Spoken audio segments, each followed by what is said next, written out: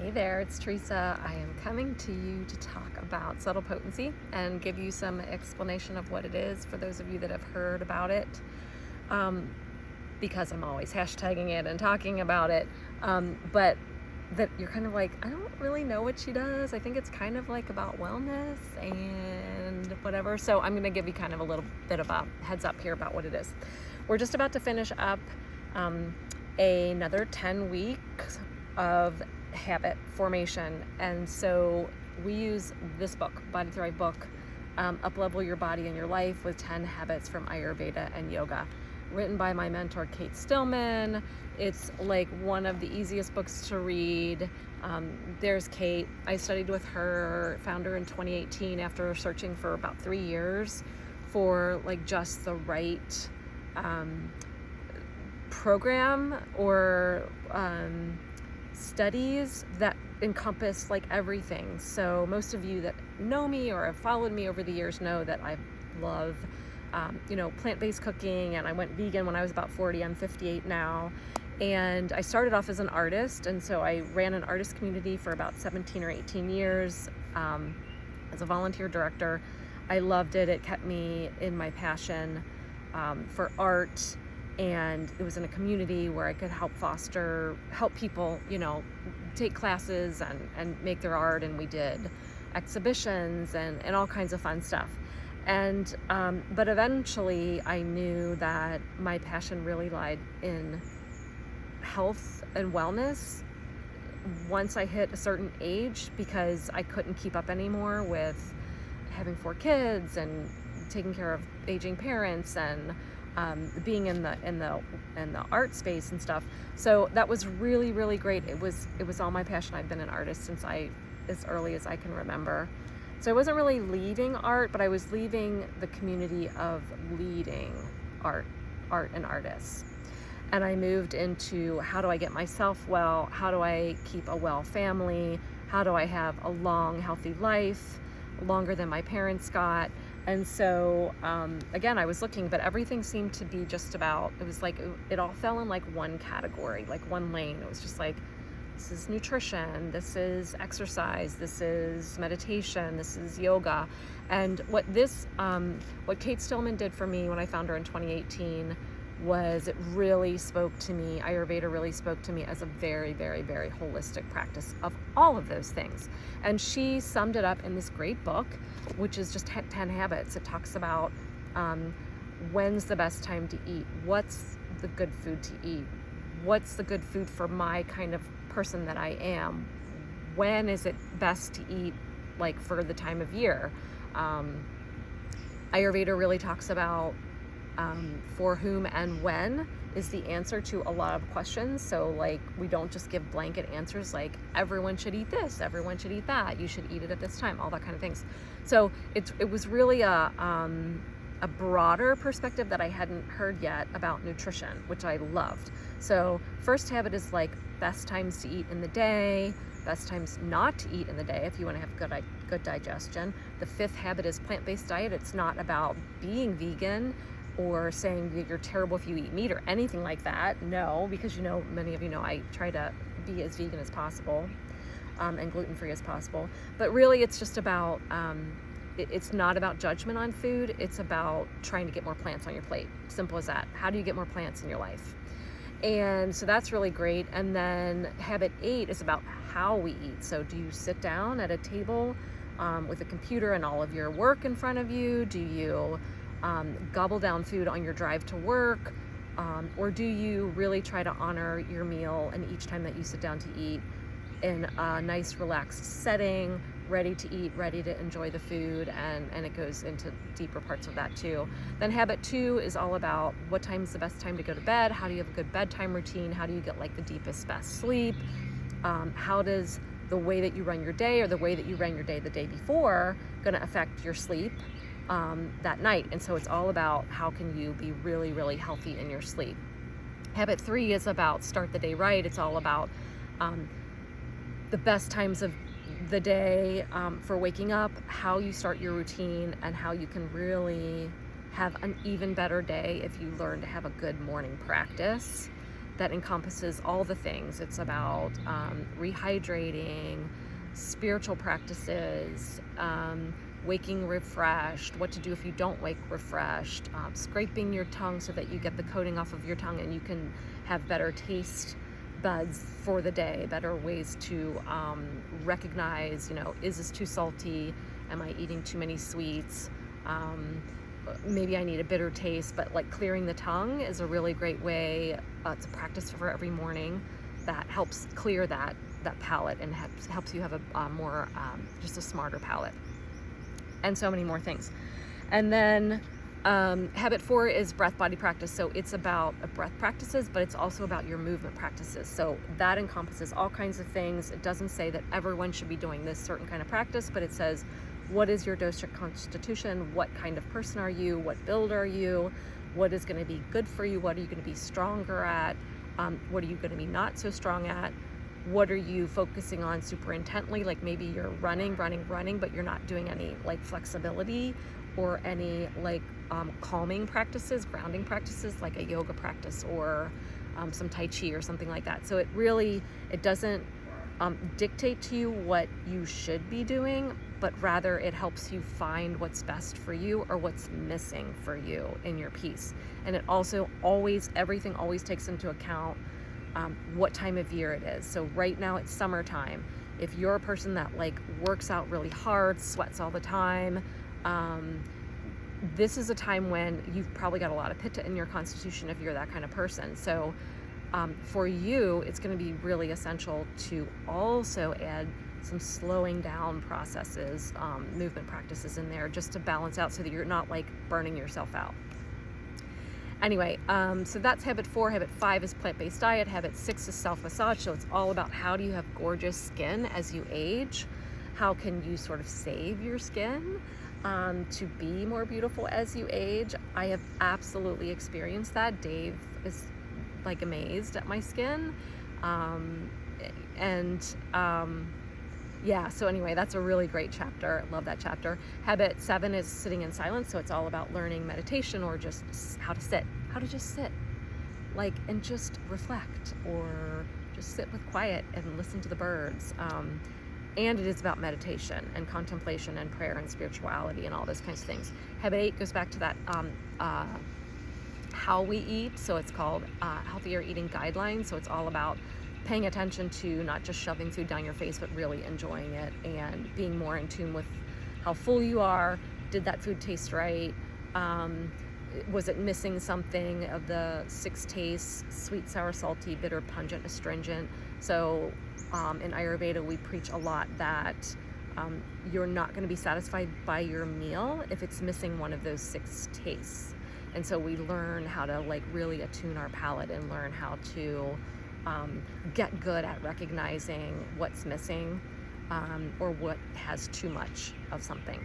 Habit 9 is sense organ care. So it's all about how do we maintain integrity and longevity in our eyes, ears, nose, mouth, throat. Skin is in there as well too. And then we even tap into like the fact that there are more than just 5 senses. And then habit 10, which is where we are this week, as at the end of our quarter, is easeful living. And easeful living is really all about a culmination of all the habits and how we can find really great depth of enjoyment of life once we've kind of dialed these things in a way that isn't stressful, but in a way that is just kind of baby stepping over time. So that goes to why it's a year. It's a year long because we do 4 quarters: spring, summer, winter, fall. We do the 10 habits, same 10 habits in each one of those seasons, and we notice how it's different. How you have different practices in the morning, in the winter than you do in the summer, in the spring than you do in the fall.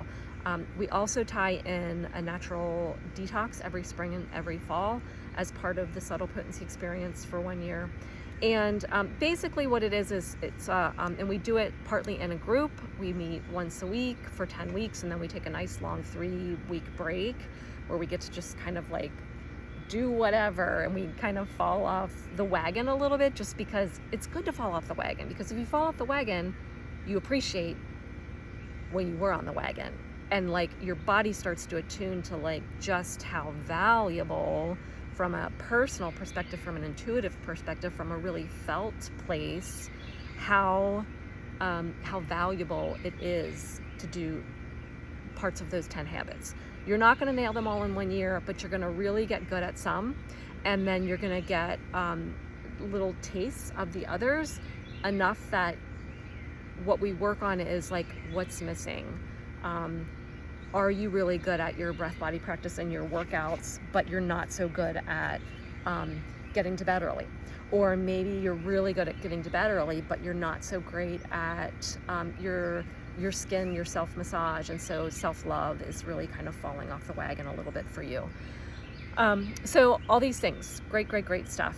Anyway, that's a year. That's why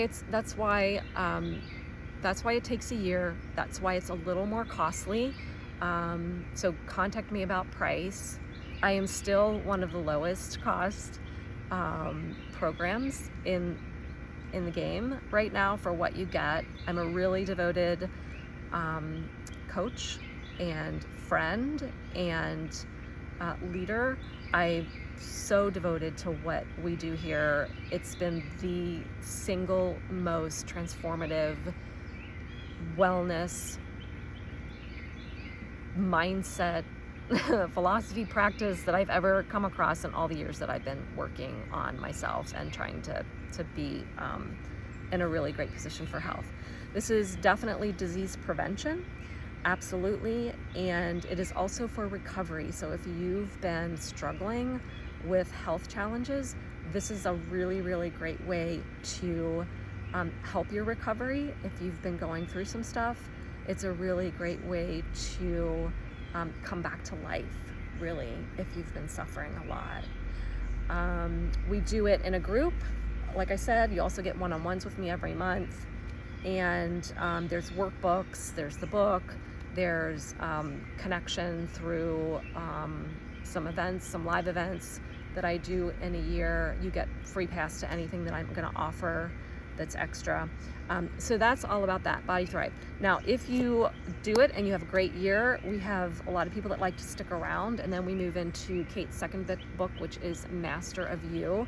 It's a 5-point system to synchronize your body with your home, your time, and your ambition. So it's working with the elements. I call my program My Elements class, and it's working with ether, air, fire, water, earth. And it really just dials in more like, how do you have a good calendar integrity? How do you get good at timing? Are you a person that's always late to everything? Or that's overbooked all the time and you're stressed out? How do you do that? Are you a person that's got a lot of clutter in your house? That's space, ether. That's like working with how impactful it is to have control or be more organized in your space. If you're a person that's really good in your space and you're really good with your time and your calendar, but maybe you're not working on where you want to be in 3 years, 5 years, 10 years. Like, you're really not good at all about what's your really desired ambition and purpose in life. Do you want to reach that like vacation home when you're 65? I really want to be like retired and have a nice vacation home, or I really want to be retired and traveling, but I don't know how I'm ever going to make that happen. That's the kind of stuff we work on, and that's our fire chapter. Earth chapter is all about, and earth work is all about, it's completely about Body Thrive. It's about how to create a really strong body so that you can do all the things that you want to do. And then water element is all about flow and ease. How do you orient your life, your habits, your daily practices to let things flow and be less stressful? There's so much stress in life, right? We are living in the immense amount of stress right now. We are constantly working on how to get in balance with that stress, how to have a better relationship with stress, how to really feel when it's getting out of whack. And then the habits just bring us back. They bring us back. They give us sort of the blueprint to how to have a really good, balanced life. All right. That's a lot, and I'm sure I've missed a lot of things, but really just For now, we're starting August. It's end of July, or it's beginning of July now. We're going to get a 3-week break, and then we're going to start again in August. So this is an invitation to you. Our start dates are usually August, November, February, and May. Those are the 4 onboarding if you want to start at the beginning of the 10 habits. You can jump in at any time if you're seeing this when it's not one of those months. Absolutely jump in anytime, and I will welcome you with open arms. The best way to find out if this is for you is to really just schedule a one-on-one with me, and we'll do 1, 2, 3 meetings where we kind of really go over, what are you working on, what are you looking for, so we make sure that you and I and you and the group are going to be a good fit. So I really like to have committed people. I don't like to just open my books and let anyone sign up. There needs to be sort of a process that makes sure that you're ready. I don't want to just take your money. I want you to have actual transformation, actual results, and you really need to be in a mind space of, in a place where you're like, okay, I'm ready. I'm going to be committed as best I can. It doesn't ask for 100% perfect commitment at all. Absolutely not, but it does ask for intention. Like, how well intentioned are you to be ready to take this on? All right. I know I'm forgetting something, but I think that's about all. Please reach out with any questions. What else? I know what else I wanted to say. What this is, when you go to the doctor and they tell you all the things that you're like supposed to be doing, or you're online, or you're doing research and everyone's telling you what you should be doing for your health. Guess what? We don't just talk about it, we do it. And so that is the big difference about actually being in a group, in a club that's dedicated to this. You're working with other people, everyone's sort of doing their own version of it, and we're talking all the time, and we're comparing notes, and we're talking about what's hard, what's not hard, what's easy. Hey, I'm doing this, it's so simple. And someone goes, oh my gosh, I never even thought about that. I'm gonna try that too. So we put it into practice. That is the huge difference. We put this into practice. We take what the doctor tells us we should be doing, and then we find ways to do it in a way that's not so hard. Like, it's not hard, it's enjoyable, it's lovely, it's amazing, it's transformative. I don't know what else to say. And what happens is you get good at it, and maybe your family isn't on board, but eventually you're becoming the role model that's living it in your house, and other people around you just benefit from all of your growth and all of your practices, and things just change. They just change, and so it's really amazing. All right, there we go. That was 18 minutes. Reach out if I can help with anything. I'm sure there's more to say, but that's enough for now. All right, see you. Bye.